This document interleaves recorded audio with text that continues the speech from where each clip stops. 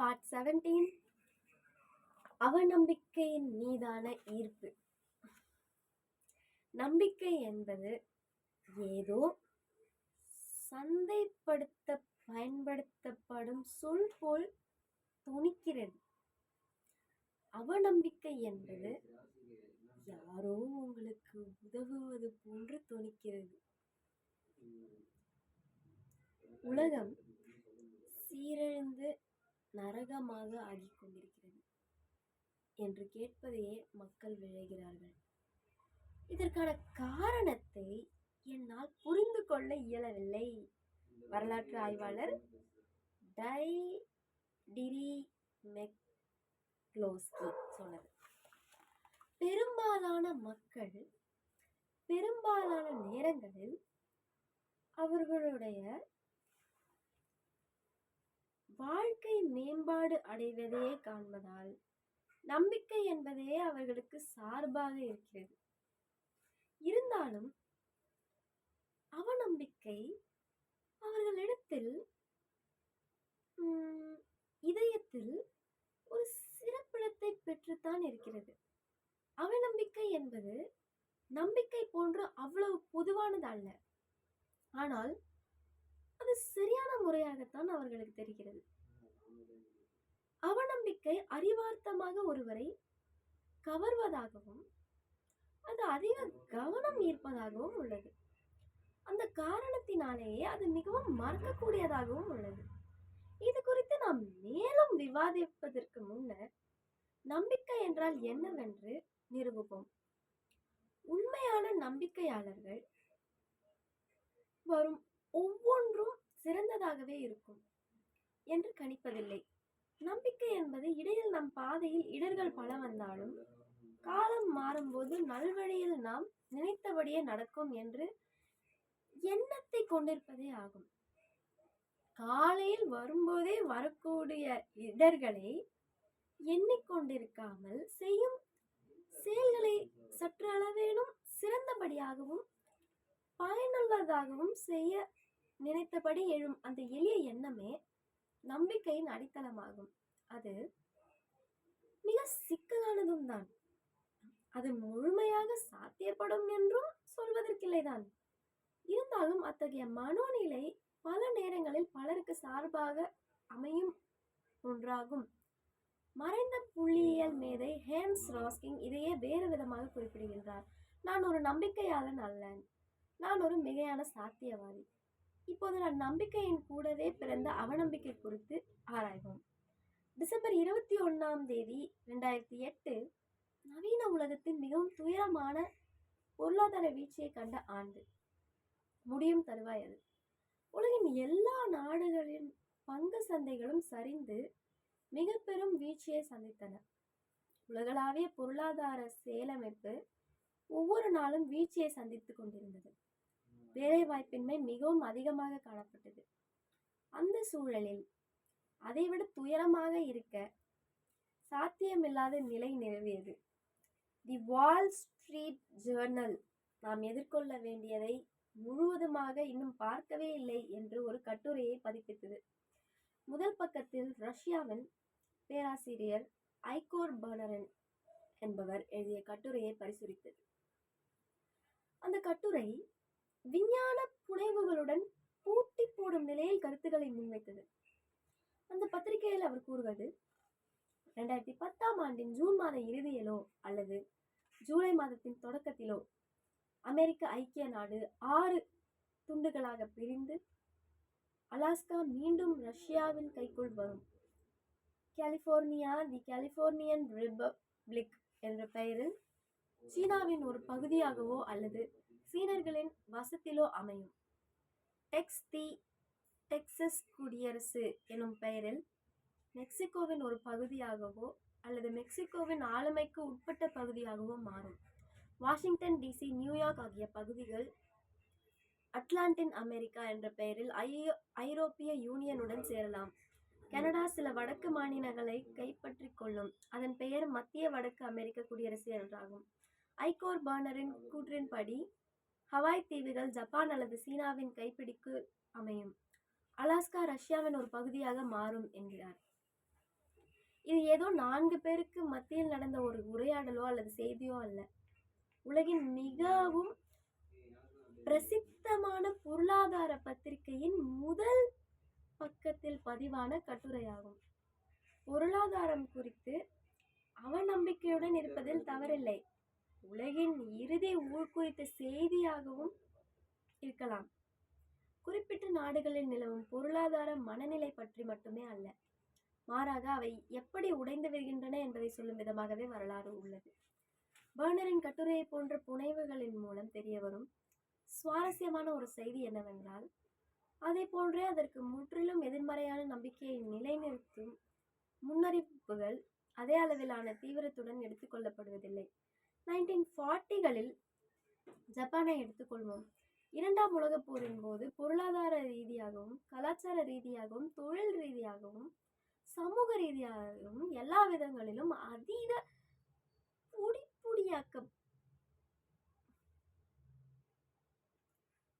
பொடிப்பொடியாக்கப்பட்டது. 1946ஆம் ஆண்டின் ஒரு கொடிய குளிர்காலத்தில் ஒவ்வொரு குடிமகனும் நாளுக்கு 800 கலோரிகளை விட குறைவான உணவில் வாழும் நிலைக்கு அந்த நாடு தள்ளப்பட்டது. ஜப்பான் நாட்டின் ஒரு கல்விமான் எழுதிய இந்த செய்தித்தான் கட்டுரையை நீங்கள் கற்பனை செய்து பாருங்கள். எழுந்திருங்கள் எல்லோரும். இந்த போர் முடியும் போது இருந்த பொருளாதார நிலையை விட குறைந்தபட்சம் 15 மடங்காவது நம்முடைய பொருளாதார நிலை உயர்வடைவது நாம் நம் வாழ்நாளுக்குள் காண முடியும். நம்முடைய வாழ்நாள் ஏறக்குறைய 2 மடங்காகும். நம்முடைய நாட்டின் பங்கு சந்தை வேறெந்த நாட்டிலும் இதுவரை இல்லாத அளவுக்கு வளர்ச்சியை தொடும். நம்முடைய 40 வயது வரை வேலை வாய்ப்பின்மை என்பது வெறும் 6%க்கும் கீழாகவே இருக்கும். மின்னியல் துறையிலும் பெருநிறுவன மேலாண்மை துறையிலும் நாம் உலகின் முதன்மையானவர்களாக ஆகப் போகிறோம். வெகு சீக்கிரத்தில் நாம் மிகுந்த செல்வந்தர்களாகி அமெரிக்காவின் விலையுயர்ந்த நிலச்சத்துக்களை நாம் வாங்குவோம். அமெரிக்கர்கள் நம்முடன் நெருக்கமாகி நம்முடன் பொருளாதார வழிகளை பின்பற்ற ஆரம்பிப்பார்கள். அந்த அறைக்கு வெளியே இது குறித்து கிண்டலுடன் யாவரும் நகைத்திருக்கக்கூடும். இப்படி சொன்னவரை மருத்துவரை பார்த்தால் நல்லது என்று பரிந்துரை செய்திருக்கவும் கூடும்.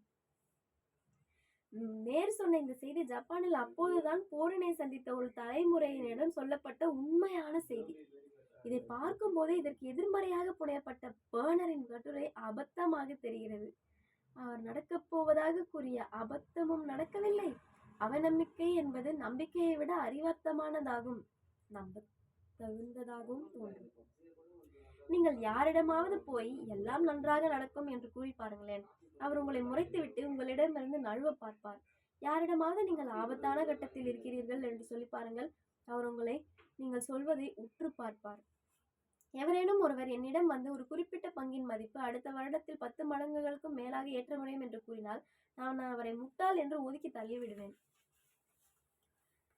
எவரேனும் ஒருவர் எதையோ பேசிக்கொண்டு நான் வாங்கி வைத்திருக்கும் பங்கின் மதிப்பு பொருளாதார குற்றத்தால் வீழ்ச்சியடையப் போகிறது என்று கூறினால் நேரம் ஒதுக்கி கொண்டு அவர்கள் சொல்லும் ஒவ்வொரு வார்த்தையையும் உற்று கேட்பேன்.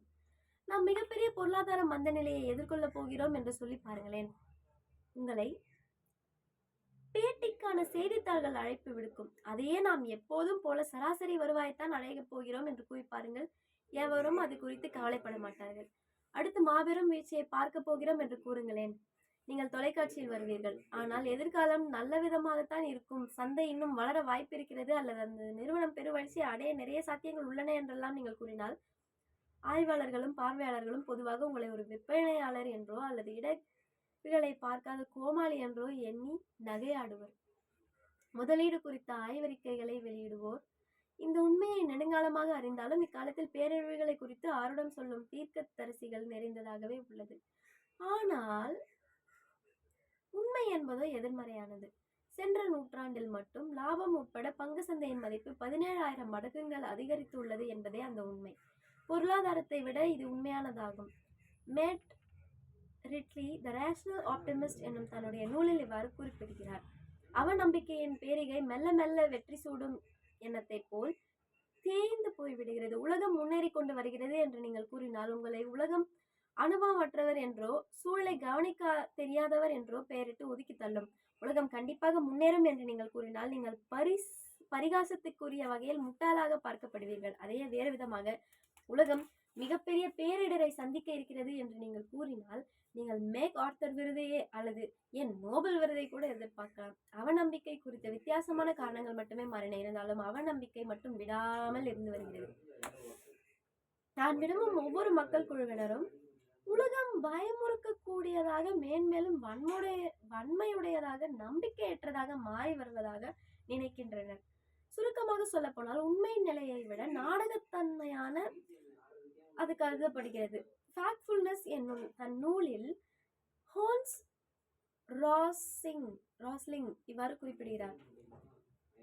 பொருளாதார முன்னேற்றம், மருந்து துவையில் கண்டுபிடிப்புகள், பங்கு சந்தையின் வளர்ச்சி, சமூகத்தில் நிலவும் சமத்துவம் போன்ற பல்வேறு விதமான துறைகளில் மனிதன் தன் வாழ்நாளுக்குள் எந்த அளவுக்கான உயர்வை காண இயலும் என்று நீங்கள் உணர்ந்தால் அவநம்பிக்கையை விட நம்பிக்கை எவ்வாறு அதற்கு துணை போகிறது என்பதை உணர்வீர்கள்.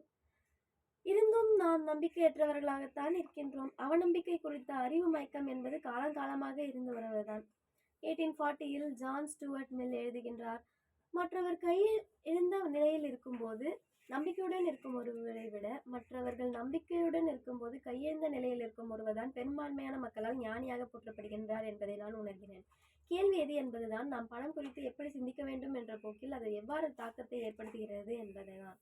யாரும் முட்டாள்கள் இல்லை எனும் அனுமானத்தை மீண்டும் நினைவு கூர்வோம்.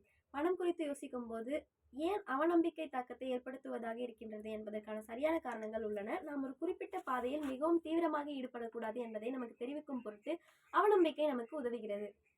இந்த போக்கின் ஒரு பகுதி அனிச்சையானதும் தவிர்க்க இயலாததும் ஆகும். கஹனேமன் இது குறித்து நஷ்டத்தை தவிர்க்க இந்த சமசீரற்ற வெறுப்பு காலத்தின் போக்கில் நமக்கு காப்பாக அமைகிறது என்றார். மேலும் அவர், ஒருவரோடு ஒருவரை நேருக்கு நேர் ஒப்பிட்டாலோ அல்லது கணித்தாலோ லாபங்களை விட நஷ்டங்களே அதிகமாக தெரிகின்றன. இத்தகைய எதிர்மறையான மற்றும் நேர்மறையான எதிர்பார்ப்புகளும் அனுபவங்களும் இடையேயான சமச்சீரற்ற தன்மை பரிணாம வரலாற்றை கொண்டதாகவே இருக்கின்றது. வாய்ப்புகளை விட இடைகளை ஊக்குவிக்கும் உயிரினங்களே மிகவும் வேகமாக செயல்படுகின்றன. அத்தகையவையே வாழ்க்கையில் தாக்கு பிடிப்பதிலும் தங்கள் இனத்தை பெருக்குவதிலும் வெற்றி அடைகின்றன. ஆயினும் சில வேறு காரணிகள் பொருளாதார அவநம்பிக்கையை நம்பிக்கையை விட அதிக அளவில் எளிதானதாகவும் பொதுவானதாகவும் தூண்டுவதாகவும் அமைகின்றன. முதலாவதாக, பணம் என்பது எங்கும் இருக்கும் பொருளாக இருக்கிறது. அதன் காரணமாக எதாகிலும் எதிர்மறையாக நடைபெறும் போது அனைவரையும் தாக்கக்கூடியதாகவும் அனைவரையும் கவரக்கூடியதாகவும் அமைகின்றது. நிலைமை அப்படி என்பது உண்மை இல்லை. புளோரிடாவை தாக்கும் சூறாவளி காற்று 92% அமெரிக்கர்களை நேரடியாக பாதிப்பதில்லை. ஆனால் பொருளாதாரத்தின் மந்த நிலை ஒவ்வொருவரையும் தாக்குகிறது. அது உங்களையும் தாக்குகிறது. அதனால்தான் அது எல்லாருடைய கவனத்தையும் பெறுகின்றது. இது பங்கு சந்தை குறித்த பிரத்யேகமான ஒன்றாக இருக்கலாம். அமெரிக்கர்களில் பாதிக்கும் மேலானவர்கள் பங்குகளை வைத்திருக்கிறார்கள். பங்குச்சந்தை குறித்த ஏற்றத்தாழ்வுகளை ஊடகம் பெரிதாக்கி காட்டுவதால் டவ் ஜோன்ஸ் இண்டஸ்ட்ரியல் ஆவரேஜின் கணிப்பின்படி பங்குகளை வைத்திருக்காத மற்றவர்களும் பங்குச்சந்தையின் போக்கை குறித்து அதை ஒரு பொருளாதார அளவுகோலாக கொண்டு கூர்ந்து கவனிக்கிறார்கள். மாலை செய்திகளில் 1% ஏற்றம் கண்ட பங்குகள் குறித்து மிகவும் சுருக்கமாகவே செய்திகள் வெளிவரும். ஆனால் அதை 1% வீழ்ச்சி அடையும் போது அது கொட்டை எழுத்துக்களில் சிவப்பு நிறத்தில் பளிச்சென்று தெரியும்படியாக காட்டப்படும். இத்தகைய சமச்சீரற்ற நிலை தவிர்க்க இயலாதது. மேலும் ஏன் சந்தை இன்று ஏற்றம் கண்டது என்று கேள்வி எழுப்பினாலோ அல்லது விளக்கம் கூற முற்பட்டாலோ அப்படி ஏற்றம் காணக்கூடாதா என உடனடியாக தவறாமல் அது ஏன் இறக்கம் கண்டது என்பதற்கான விளக்கம் இடம்பெற்றிருக்கும். முதலீட்டாளர்கள் பொருளாதார வளர்ச்சியை குறித்து கவலைப்படுகிறார்களா என்ன? மைய அரசு மீண்டும் ஏதாவது செய்ததா? அரசியல்வாதிகள் ஏதாவது தவறான முடிவுகளை எடுக்கிறார்களோ? இன்னும் ஒரு வீழ்ச்சியை நாம் காணப்போகிறோமோ? வீழ்ச்சி ஏன் ஏற்பட்டது என்பதற்கான மேற்கோள்கள் அவர்களை மேலும் மேலும் எளிதாக பேசுவதற்கும் கவலைப்படுவதற்கும் அடுத்து என்ன நிகழப்போகிறது என்பது குறித்து அதை சுற்றி ஒரு கதை கட்டுவதற்கும் உதவி செய்கின்றன. இத்தகைய போக்கு பெரும்பாலும் நடைபெறுகிறது. உங்களிடம் பங்குகள் இல்லை என்றாலும் அத்தகைய பேச்சுகள் உங்கள் கவனத்தை வெகுவாக கவர்கின்றன. 1929ஆம் ஆண்டு இந்த பெரும் மந்த நிலை ஏற்படுவதற்கு முன்னர் அமெரிக்காவின் 2.5% மக்களே பங்குகளை வைத்திருந்தனர். ஆனாலும் அமெரிக்கா முழுவதுமாக, ஏன் உலகம் முழுவதும் கூட பெருத்த திகைப்புடன் சந்தையின் சரிவை கவனித்து தாங்கள் விதியை அது எப்படி மாற்றப் போகிறது என்ற அச்சமும் இருந்தது. நீங்கள் வழக்கறிஞரா, உழவரா அல்லது கார் மெக்கானிக்கா, எந்த வகையினராக இருந்தாலும் மேற்கூறியதுதான் உண்மை. வரலாற்று அறிஞர்கள் எரிக் ரவுச்வே கூறுகின்றார், இந்த மதிப்பின் வீழ்ச்சி அமெரிக்காவின் மிக சிலரை மட்டுமே தாக்கியது. இருந்தாலும் அது தங்கள் வாழ்க்கையின் விதி மாறுவதற்கான அறிகுறியோ என்ற ஆதங்கத்துடன் மற்றவர்களுடன் அதை கூர்ந்து நோக்கினர். பலர் அவர்களுடைய பொருளாதார முயற்சிகளையும் கூட நிறுத்தி வைத்தனர். பொருளாதார நிபுணர் ஜோசப் ஸ்பெக்டர் பின் குறிப்பிடுகையில், தாங்கள் நின்று கொண்டிருக்கும் பூமி வெடித்து தங்களை உங்களுக்குள் இழுத்து கொண்டு விடுமோ என்பதை போன்ற அச்சத்தை உணர்ந்தனர் என்கிறார். உங்களுக்கு எது பிடிக்கிறதோ இல்லையோ, உங்கள் வாழ்க்கையை தாக்கக்கூடிய 2 விஷயங்கள் உள்ளன: பணம் மற்றும் உடல் ஆரோக்கியம். உடல் ஆரோக்கியம் பொதுவாக தனிப்பட்டவரை பொறுத்தது. பணம் குறித்த சர்ச்சைகள் பொதுவானவை. ஒருவர் எடுக்கக்கூடிய முடிவுகள் மற்றவர்களை தாக்கும் என்ற நிலையில் இருக்கும் சூழலில் எந்த விஷயங்களைப் போலவே பொருளாதார இடர்களும் கவனத்துக்கு வருகின்றன என்பது புரிந்து கொள்ளக்கூடிய ஒன்றே. இரண்டாவதாக, அவநம்பிக்கையுடையவர் எதிர்காலத்தில் எப்படி சந்தை மாற்றத்துக்குள்ளாகும் என்பதை குறித்து கணிக்காமலேயே இன்றைய தரவுகளை கொண்டு அனுமானிப்பதுதான். 2008ஆம் ஆண்டு சுற்றுப்புற சூழவியலாளர் லெஸ்டர் பிரவுன் குறிப்பிடுகின்றார், 2030ஆம் ஆண்டுக்குள் சீனாவுக்கு நாளொன்றுக்கு 98 மில்லியன் பேரல்கள் கச்சா எண்ணெய் தேவை இருக்கும். இந்த உலகம் தற்பொழுது சராசரியாக 88 மில்லியன் பேரல்கள் கச்சா எண்ணெய் எடுக்கிறது. அதுக்கு மேலும் எடுப்பதற்கான வாய்ப்புகளும் குறைவே. அதுதான் கச்சா எண்ணெய் இருப்பின் நிலை. அவர்கள் சொல்வது சரிதான். அந்த கட்டத்திலும் உலகிற்கு தேவையான கச்சா எண்ணெய் இல்லாமல் போகும். ஆனால் பங்குச்சந்தை அப்படி செயல்படுகின்ற ஒன்றில்லை. பொருளாதாரத்தின் திடமான விதி ஒன்று உள்ளது. அதீதமான நல்ல சூழலோ அல்லது அதீதமான கெட்ட சூழலோ அதே நிலையில் தொடர்ந்து இருப்பதற்கான வாய்ப்புகள் அதிகம். ஏனென்றால் நாம் கணிக்க இயலாத அளவிற்கு உலகின் தேவையும் உற்பத்தியும் ஒன்றை ஒன்று அனுசரித்தே போகும். பிரவுன் கணிப்புக்கு பின்னர் கச்சா எண்ணெயின் நிலை எவ்வாறு ஆனது என்பதை கவனியுங்கள். 2008ஆம் ஆண்டில் கச்சா எண்ணெயின் தேவை உலகளாவிய வகையில் அதிகரிக்க தொடங்கியது. அந்த அதிகரிப்பில் சீனாவின் பங்கு பெருமளவில் இருந்தது. 2001ஆம் ஆண்டு வாக்கில் $20 விற்கப்பட்ட கச்சா எண்ணெய் 2008இல் $138 உயர்ந்தது. அந்த புதிய விலையில் கச்சா எண்ணெய் மண்ணிலிருந்து தோண்டி எடுக்கும் தங்கத்தை போன்று மதிப்பை பெற தொடங்கியது. எண்ணெய் உற்பத்தியாளர்களுக்கான ஊக்கத்தொகையில் பெருத்த மாற்றங்கள் ஏற்படுத்த துவங்கின. $20 தோண்டி எடுத்து விற்பதற்கே சிரமத்தில் இருந்த வியாபாரம் $138 ஏறும்போது அது மிகவும் பெரிய வரப்பிரசாதமாக கருதப்பட்டது. அத்தகைய நிலையில் கச்சா எண்ணெய்க்காக பூமியை துளையிடுவதில் புதிய முறைகளை கையாளுவதில் கவனம் செலுத்த வாய்ப்புகளை அளித்தது. பூமி ஏறக்குறைய எல்லா காலத்திலும் ஒரே அளவிலான கச்சா எண்ணெயை மட்டுமே இருப்பில் கொண்டது. அத்தகைய பெரிய எண்ணெய் இருப்புகள் இருக்கின்றன என்பதை நாம் சில காலமாகவே அறிந்தே தான் இருந்தோம். தொழில்நுட்பத்தின் செயல்திறனால் நம்மால் சிக்கனமான செலவில் கச்சா எண்ணெயை தோண்டி எடுக்க முடிகிறது. கச்சா எண்ணெய் வரலாற்று ஆய்வாளர் டேனியல் யார்கின் கூறுகிறார், அமெரிக்காவில் உள்ள எண்ணெய் இருப்புகள் அனைத்தும் அவை கண்டுபிடிக்கப்பட்ட போது கணித்தவை அல்ல, மாறாக பின்னர் அவை மீண்டும் திருத்தி கணிக்கப்பட்டன. அது நமக்கு வாய்ந்த தொழில்நுட்பத்தால் மட்டுமே சாத்தியமானது. 2008ஆம் ஆண்டு வாக்கில் ஃப்ராக்கிங் எனப்படும் புதிய தொழில்நுட்ப முறை கண்டுபிடிக்கப்பட்ட பின்னர் இப்படித்தான் நடந்தது. அமெரிக்காவில் மட்டும் 2008ஆம் ஆண்டு நாளொன்றுக்கு சராசரியாக இருந்த மில்லியன் பேரல் கச்சா எண்ணெய் உற்பத்தி 2019ஆம் ஆண்டு 13 மில்லியன் பேரல்களாக உயர்ந்தது. இப்போதைய உலக கச்சா எண்ணெய் உற்பத்தி நாளொன்றுக்கு சராசரியாக 100 மில்லியன் பேரல்களை விட அதிகம். இது பிரவுன் முன்னர் கணித்ததை விட 20% அதிகம். ஓர் அவநம்பிக்கையாளர் 2008ஆம் ஆண்டில் கச்சா எண்ணெயின் எதிர்கால அளவை கணிக்கும் போது மிகவும் குறைவாகவே இருந்தது. ஆனால் தேவை என்பது மட்டுமே புது கண்டுபிடிப்புகளுக்கான தாயாக இருக்கும். அதன்படி ஒரு நம்பிக்கையாளருக்கு அவர் தேவைக்கு போதுமான எண்ணெய் கிடைக்கத்தான் செய்கிறது. அது பயமுறுத்தும் அளவிற்காக குறைந்த அளவில் இல்லை. எது மிகவும் கொடூரமான சூழலாக இருக்கிறதோ அது எப்போதுமே கொடூரமாகவே இருக்கும் என்று கணிப்பது எளிது தான். அது நம்பக்கூடியதாகவும் இருக்கத்தான் செய்கிறது. ஆனால் நாம் இயற்கை மாறிக்கொண்டே இருக்கும் என்பதை உணர மறுக்கிறோம். தவறுகள் இயற்கையாகவே திருத்தப்படுகின்றன. மக்கள் அதற்கேற்ப தங்களை தகவமைத்துக் கொள்கின்றனர். அவர்கள் தேவைக்கேற்ற அளவில் புது யுக்திகளை பயன்படுத்த ஆரம்பிக்கின்றனர். அதுதான் பொருளாதார வரலாற்றின் மைய கருத்தாகும். இதை மிகவும் எளிதாக மறந்துவிடும் அவநம்பிக்கையாளர்கள் எதிர்காலத்தை மாற்றங்களை ஒட்டி கணிக்காமல் ஒரு நேர்கோட்டில் கணிக்கின்றனர். மூன்றாவதாக, முன்னேற்றம் என்பது நான் கவனிக்க தவறும் வகையில் மெதுவான கதியில் ஏற்படுகின்றது. ஆனால் பேரிடர்கள் மிகவும் விரைவாக ஏற்படுகின்றன. அதனால் அதை கவனிக்காமல் இருக்கவும் முடிவதில்லை. ஒற்றை இரவில் புதைந்து போன வரலாறுகள் பல உள்ளன. ஆனால் அதிசயங்கள் என்று ஒற்றை இரவில் நிகழ்வே அல்ல. 1889ஆம் ஆண்டு ஜனவரி 5ஆம் தேதி டெட்ராய்ட் ஃப்ரீ பிரஸ் என்னும் பத்திரிகை மனிதன் ஒரு நாள் பறவையைப் போல பறப்பதற்கான வாய்ப்பு வருவதற்கு சாத்தியமே இல்லை என்று அறிவித்து ஒரு கட்டுரையை வெளியிட்டது. அது அவனுடைய வெகுகால ஆசையாக இருந்தாலும் அது முடியாத ஒன்றே என்று பிரகடனப்படுத்தியது. பறப்பதற்கு தேவையான ஒரு கருவியின் சுமை, அதற்கு தேவையான எரிபொருளின் சுமை, அதில் பயணம் செய்யும் பயணியின் சுமை இவற்றை கணக்கிட்டால் குறைந்த அளவு 300 அல்லது 400 பவுண்டுகள் தேவைப்படும். ஆனால் குறைந்த அளவு சுமைக்கும் கூடுதலான அளவில் பறக்க வைத்தல் சாத்தியமில்லை. கண்டிப்பாக அந்த அளவு 50 பவுண்டுகளை விட அதிகமாக இருக்க வாய்ப்பில்லை. இதுக்கு மேலாக இயற்கையால் ஆகக்கூடியது இல்லை. இது நடந்த 6 மாதங்களுக்கு பிறகு உயர்நிலை பள்ளியிலிருந்து விலக்கப்பட்ட ஓர்வில்லே ரைட் அவர்களுடைய தோட்டத்தில் இருந்த ஒரு கொட்டகையில் ஒரு அச்சு எந்திரத்தை உருவாக்கி கொண்டிருந்த அவருடைய அண்ணன் வில்பாட்டுக்கு உதவியாக சேர்ந்தார். அதுவே அவர்கள் இருவரும் இணைந்து கண்டுபிடித்த முதல் கருவி. ஆனால் அதுவே இறுதியானது என்று ஆகவில்லை. 20ஆம் நூற்றாண்டின் மிகச்சிறந்த கண்டுபிடிப்புகளை நீங்கள் நேரிலிட ஆரம்பித்தால் முதலாவதாக அமையாவிட்டாலும் முதல் 5க்குள் கண்டிப்பாக ஒன்றாக வருவது விமானத்தின் கண்டுபிடிப்பு தான். விமானம் எல்லாவற்றையும் முற்றிலுமாக மாற்றி காட்டியது. உலக போர்களை உருவாக்கியது. உலக போர்களை முடிவுக்கு கொண்டு வந்தது. அது உலகத்தை ஒன்றிணைத்தது. உலக நகரங்கள், கிராமங்கள், பெருங்கடல்கள், நாடுகள் ஆகியவற்றுக்கு இடையேயான தூரங்களையும் வித்தியாசங்களையும் கலைத்தது. ஆனால் உலகின் முதல் விமானத்தை கண்டுபிடிக்க வில்பர்ட் சகோதரர்களுள் இருந்த பெருத்த விளைவு ஒரு வித்தியாசமான திருப்பத்தை கொண்டதாகவே அமைந்திருந்தது. அவர்கள் விமானத்தை கண்டுபிடித்து ஒட்டிய பின்னர் அதை யாருமே கொண்டதாக தெரியவில்லை. யாருக்குமே அது குறித்த கவலையும் இருந்ததாக தெரியவில்லை. 1952ஆம் ஆண்டில் ஃபெடரிக் லீவிஸ் ஆலன் என்பவர் எழுதிய அமெரிக்கா வரலாற்றை பற்றிய நூலில் இவ்வாறு குறிப்பிடுகிறார். சகோதரர்கள் என்னை செய்ய துணிகிறார்கள், அறிந்து கொள்ளவே பொதுமக்களுக்கு ஏதோ ஆகிவிட்டன. மனிதன் பறக்கவே டாக்டர்கள் இதில் கொஞ்சம் அழிஞ்சிருக்கு, உறுதியாக இருந்தார்கள். ஒய்ஹோவில் 1952ஆம் ஆண்டில் இவ்விரு சகோதரர்களும் பறந்து காட்டியதை நேரடியாக பார்த்தவர்கள் கூட அது ஏதோ தந்திரத்தால் செய்யப்பட்டது என்று முடிவு செய்துவிட்டனர். அதன் முக்கியத்துவத்தை உணராமல் இன்றைய காலத்தில் நாம் அறியும் டெலிபதி போன்ற ஒரு மாயை தான் அந்த சாகசம் என்று நம்பினர். இச்சகோதரர்களின் முதல் ஓட்டத்துக்கு பிறகு ஏறக்குறைய 4 ஆண்டுகள் கழித்து 1908ஆம் ஆண்டு மே மாதம் செய்தித்தாள் நிருபர்கள் அவர்கள் செய்யும் பணி குறித்து பார்த்து வர அனுப்பப்பட்ட போதுதான் அது ஒருவராக வெளிவந்தது. இந்த நிருபர்கள் அளித்த செய்திக்கு தகுந்த மரியாதை கொடுத்த செய்தித்தாள் ஆசிரியர்கள் அதை தங்கள் இதழ்களில் பதிப்பிட்ட பின்னர் தான் மனிதர் பறக்கும் ஆசை நிறைவேறிவிட்டது என்பதை உலகம் உணர்ந்து கொண்டது. விமானத்தால் வசீகரிக்கப்பட்டாலும் மேலும் பல ஆண்டுகளுக்கு விமானம் குறித்து மக்கள் குறையாகவே மதிப்பிட்டனர். முதலில் அது ஒரு போர்க்கள ஆயுதமாகவே பார்க்கப்பட்டது. பின்னர் பொருத்த பணக்காரர்களின் பொம்மையாக பார்க்கப்பட்டது. அதற்கு பின்னரே மெதுவாக அது பொதுமக்களின் சேவைக்காக பயன்பட ஆரம்பித்தது. இது குறித்து 1919ஆம் ஆண்டு தி வாஷிங்டன் போஸ்ட் தன் இதழில் குறிப்பிட்டது.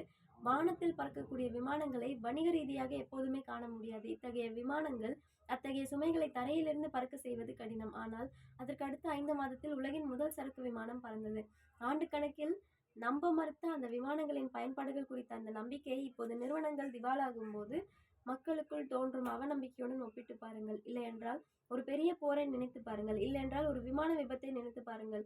ரைட் சகோதரர்களின் குறிப்பிலிருந்து ஒரு விஷயம் தெரிய வருகிறது. 1908ஆம் ஆண்டு தாமஸ் செல்பிரிட்ஜ் என்னும் பெயர் கொண்ட சேனை தளபதி அவர்களுடைய விமானத்தை கண்ணியோட்டம் ஓட்டி பார்த்தபோது விபத்தில் உயிரிழந்தார். வளர்ச்சி என்பது கூட்டுத்தொகையால் வரப்பெறுவது. அது எப்போதுமே காலம் எடுத்துக்கொள்ளும். அழிவு என்பது சில ஒற்றைக்கண தோல்விகளால் ஏற்படுவது. அத்தகைய தோல்விகள் சில வினாடிகளில் ஏற்படுவது. அதன் மூலம் நம்பிக்கையை இழப்பதும் அந்த கணத்திலேயே ஏற்படும். ஒரு அவநம்பிக்கையை மையமாக கொண்டு நாம் எளிதாக ஒரு கதையை கட்டிவிட முடியும். ஏனென்றால் அத்தகைய கதைகளில் கூறுகள் புதியனவாகவும் இப்போதுதான் நிகழ்ந்தவை போல இருப்பதாலும் நம்பிக்கை குறித்த கோட்பாடுகளை வரையறுக்க நீண்ட வரலாறும் வளர்ச்சிகளும் தேவைப்படுகின்றன. அதை மக்கள் மறுத்துவிட்டு துண்டு செய்திகளில் தொலைத்து போகின்றனர். மருத்துவத்தின் வளர்ச்சியை பாருங்கள். சென்ற வருட தரவுகளை மட்டுமே வைத்துக்கொண்டு அது குறித்த ஒரு முடிவுக்கு வந்துவிட இயலாது. வெறும் 10 ஆண்டுகளில் வளர்ச்சியை வைத்துக்கொண்டு அதை கணிப்பது தவறு. ஆனால் சென்ற 50 ஆண்டுகளின் தரவுகளை வைத்துக்கொண்டு நேர்க்கும்போது அசாதாரணமான நிகழ்வுகளை நீங்கள் பார்க்க நேரலாம். உதாரணமாக 1965ஆம் ஆண்டு வாக்கில் இருந்த இதய நோயால் ஏற்பட்ட இறப்புகளை நோக்கினால் இன்றைய நிலையில் அந்த நிலையிலிருந்து 70% குறைக்கப்பட்டுள்ளது. இந்த தேசிய உடல் ஆரோக்கிய கழகம் வெளியிட்ட தகவல் 70% குறைப்பு என்பது ஒவ்வொரு ஆண்டும் ஏறக்குறைய 500,000 அமெரிக்க உயிர்களை காப்பாற்றுவதாகும். அட்லாண்டாவில் ஒவ்வொரு வருடமும் காப்பாற்றப்படும் உயிர்களின் எண்ணிக்கையை எடுத்துக்கொள்ளுங்கள். ஆனால் இந்த வளர்ச்சி மிகவும் மெதுவாக நடைபெறுவதால் அது மக்களால் தீவிரவாதம், விமான விபத்துகள், இயற்கை பேரிடர்கள் போன்ற திடீர் இழப்புகளை போன்று அத்தனை விரைவாக கணிக்கப்படுவதில்லை. கேடரீனா சுழற்காற்று வாரத்துக்கு 5 முறை ஒவ்வொரு வாரமும் நடப்பதாக கற்பனை செய்து கொள்ளுங்கள். அது அப்படி தாக்கத்தை மக்களின் மனங்களில் ஏற்படுத்தும். கண்டிப்பாக அது கடந்த 50 ஆண்டுகளில் காப்பாற்றப்படும் இதே நோயாளிகளின் ஆண்டு எண்ணிக்கையை விட குறையாகவே இருக்கும். இதே முறைதான் வணிகத்திலும் நிலவுகிறது. ஒரு உற்பத்தி பொருளையோ அல்லது நிறுவனத்தின் குறித்தோ அது இவ்வகையில் முக்கியமானது என்பதை நாம் உணர்ந்து கொள்ள பல வருடங்கள் ஆகின்றன. ஆனால் அத்தகைய நிறுவனங்களில் வீழ்ச்சி ஒற்றை இரவில் நடந்து முடிகின்றன. பங்கு சந்தைகளில் ஒரு 6 மாதங்களில் ஏற்படும் 60% வீழ்ச்சி பெருத்த அளவில் உரைகளையும் ஆய்வுகளையும் மேற்கொள்ள வைக்கிறது. ஆனால் ஒரு ஆண்டுகளில் ஏற்பட்ட 140% வளர்ச்சி முற்றிலுமாக கணிக்கப்படாமலேயே போய்விடுகிறது. நம்முடைய பணியில் நல்ல பெயரை பெற பல ஆண்டுகள் அதனாலும் நம்முடைய வீழ்ச்சி ஒற்றை பின்படாலும் கூட சாத்தியமாகிறது. அவநம்பிக்கையின் குறுகிய கால தாக்குதல் மறையாது நிலவுகிறது. ஆனால் நம்பிக்கையின் அதீத இழு சக்தி அறியப்படாமலேயே அழிந்து போகின்றது. சென்ற அத்தியாயத்தில் நான் குறிப்பிட்ட ஒரு கருத்தை இது வலியுறுத்துகிறது. முதலீட்டில் போது நீங்கள் வெற்றிகரமாக விலையை கணித்தல் அவசியம். வெற்றிக்கு பின்னால் இருக்கும் நிலையற்ற தன்மை, இழப்பு ஆகியவற்றை உணர்ந்து அந்த விலையை நாம் கொடுக்கத்தான் வேண்டும். 2004ஆம் ஆண்டின் தி நியூயார்க் டைம்ஸ் ஸ்டீஃபன் ஹாக்கிங்ஸை நேர்காணல் கண்டது. அறிவியல் அறிஞரான ஹாக்கிங்ஸ் தடுப்பு முறை இல்லாத நோயான ஒரு நரம்பு சம்பந்தப்பட்ட நோயால் தாக்கப்பட்டு தன்னுடைய 21ஆம் வயதிலிருந்தே பேச்சு சக்தியை இழந்தவர். அவர் சாதாரண மக்களுக்கு தன் புத்தகத்தை விற்பதில் எப்படியான மகிழ்ச்சியை அடைகிறார் என்று கேட்டபோது தன்னுடைய கணிப்பொறியின் மூலம் தன் விடையை அளிக்கிறார். இப்போது போல் எப்போதும் நீங்கள் மகிழ்ச்சியாகத்தான் இருந்தீர்களா? என்னுடைய 21வது வயதில் எதிர்பார்ப்புகள் தரைமட்டமாயின. அதன் பிறகு நான் பெறும் அனைத்தும் எனக்கு கிடைக்கும் பரிசுகளே. பெரிதாக ஒன்றை எதிர்பார்ப்பது என்பது முக்கியமானது. அவநம்பிக்கை எதிர்பார்ப்புகளை குறித்து நீங்கள் சிறந்தவை என்று எண்ணுபவைக்கும் சாத்தியப்படும் விளைவுகளுக்கும் இடையேயான அந்த தூரத்தை குறுக்கி விடுகிறது. அதனால்தான் ஒருவேளை அது அத்தனை கவர்ச்சியாக தெரியலாம். எதிர்பார்க்கும் ஒன்றை மோசமானதாக எதிர்பார்க்கும் நிலை, அவை உண்மையில் அப்படி அமையவில்லை எனும்போது நம்மை மகிழ்விக்கும் நிலையை பெறுகிறது. முரணாக இது நம்பிக்கையை குறித்த ஒன்றாக அமைகிறது. இப்பொழுது நாம் கதைகளின் ஒரு கதையை பார்ப்போம்.